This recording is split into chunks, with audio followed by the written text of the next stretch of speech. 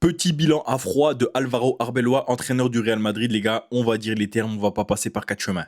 En termes de victoire-défaite, Xabi Alonso, c'était 5 défaites en 28 matchs, 17%. Et on voit des grosses équipes. Atlético, Liverpool, City, Barcelone. Il y a eu une erreur, c'était le Celta. Arbeloa, 4 défaites en 12 matchs. Albacete, équipe de Détroit. Celle-là, on la met sur le compte de Xabi Alonso à ce qui paraît. Ok.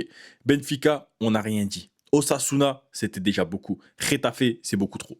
Ensuite, point positif d'Arbeloa, il a réussi à nous ramener un bon Vinicius. Ça, c'est une réalité. Vinicius a repris confiance en lui, ça fait plaisir, et ça, c'est peut-être le seul point positif du passage d'Arbeloa. Derrière, on n'a toujours pas l'entente Mbappé-Vinicius. La gestion des blessures est toujours catastrophique au Real Madrid. Arbeloa n'a pas un rôle de coach, mais un rôle de papa protecteur, parce qu'en fait, il protège tous les joueurs, même ceux qui font un mauvais match. On a compris que le pouvoir était au joueur du moment où il a plus le droit de faire sortir Valverde, Vinicius, Mbappé, Bellingham. Il peut plus les faire sortir. Sous Arbeloa, le jeu n'est pas plus beau que sous Xabi Alonso au mois de décembre, vraiment. Arbeloa, les gars, c'est la même tactique, c'est le même jeu. C'est-à-dire, t'attends derrière, tu passes à Vinicius ou Mbappé, t'espères un exploit. Il n'y a rien à faire d'autre. Après, vous me direz, avec l'effectif limité, c'est peut-être la seule possibilité. Mais quand tu regardes l'effectif du Real Madrid, tu te dis que normalement, ils ont de quoi affronter des équipes comme Retafe.